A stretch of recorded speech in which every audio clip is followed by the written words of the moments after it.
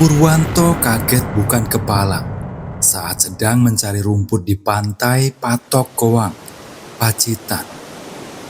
Sebab pria 30 tahun itu secara tak sengaja menemukan sesosok mayat perempuan di ngarai atau jurang tak jauh dari bibir pantai. Penemuan itu segera ia sampaikan ke perangkat desa dan diteruskan ke kepolisian. Petugas gabungan lalu segera ke TKP. Saat ditemukan mayat, didapati mayat tersebut tanpa busana. Di sekitar jenazah juga ditemukan ceceran sperma. Beratnya medan cukup menyulitkan proses evakuasi.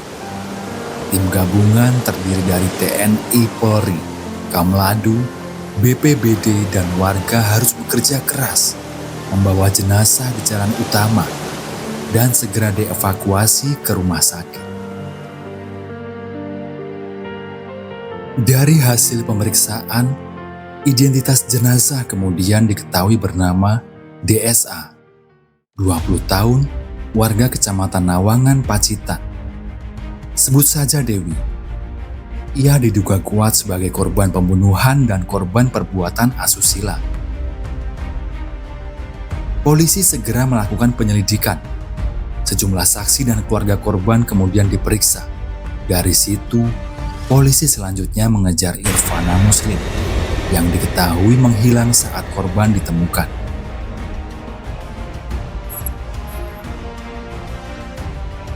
Irfana diketahui merupakan orang terakhir yang keluar bersama korban pada Kamis 5 Agustus 2021.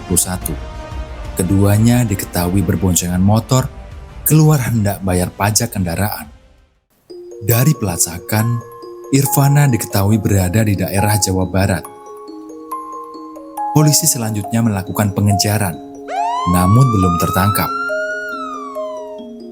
Irfana ternyata menyerahkan diri ke Polsek Patok Besi, Polres Subang, Jawa Barat pada Jumat 6 Agustus 2021. Irfana selanjutnya dibawa ke Polres Pacitan. Di hadapan penyidik, pria 24 tahun itu mengaku telah membunuh dan sempat mencabuli korban. Sedangkan motifnya Irfan karena sakit hati dan cemburu melihat korban berboncengan dengan pria lain. Diam-diam rupanya Irfana memang menaruh hati ke korban. Padahal korban adalah adik tiri Irfana. Puncaknya ia mendengar korban hendak menikah dengan pria lain. Hal ini kemudian mendorong Irfana merencanakan untuk membunuh korban. Rencana jahat Irfana selanjutnya benar-benar dilaksanakan pada Kamis 5 Agustus 2021 pagi. Ia berpamitan ke orang tua korban, hendak mengajak korban untuk membayar pajak kendaraan. Ajakan Irfana ini hanya modus belaka. Saat akan membayar pajak, rupanya kantor pajak masih tutup karena masih pagi. Irfana lalu mengajak korban berwisata ke pantai Watu Karung, Kecamatan Pringkuku. Namun di sana, tempat wisata tersebut juga masih tutup. Keduanya kemudian menuju ke wisata Sentono Gentong. Selanjutnya sekitar 9 waktu Indonesia Barat, Irfana bersama korban meninggalkan Sentono Gentong menuju pesisir pantai Patok Kowang dan sampai sekitar pukul 10 waktu Indonesia Barat. Di tempat wisata ini keduanya menyusuri pantai Patok Kowang. Tanpa curiga, korban kemudian diajak ke lokasi yang sepi dan berbatu. Mereka kemudian masuk ke hutan.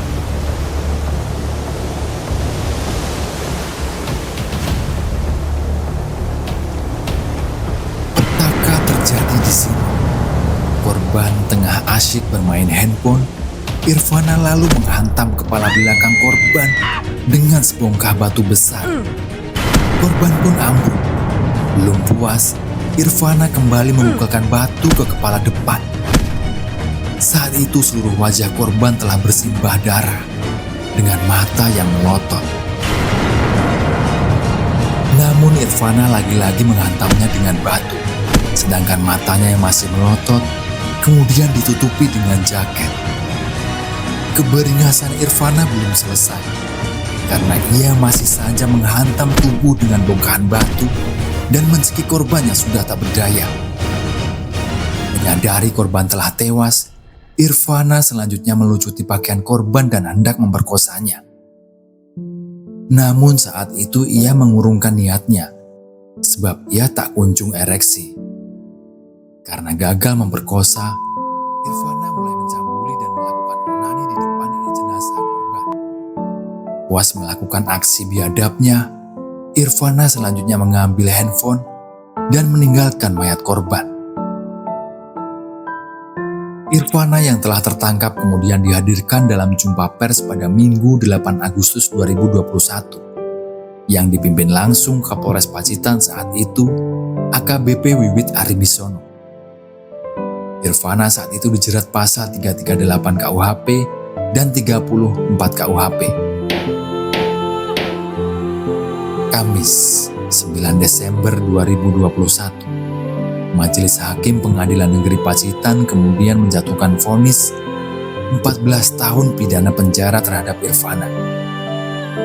Vonis ini sesuai dengan tuntutan jaksa sebelumnya.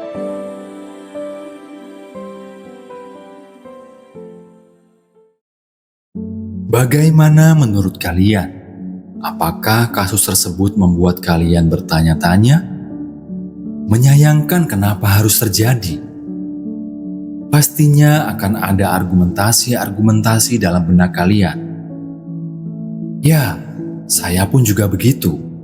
Sebagai manusia yang mendambakan kedamaian, ketenangan, kita akan merasakan hal dan reaksi yang sama.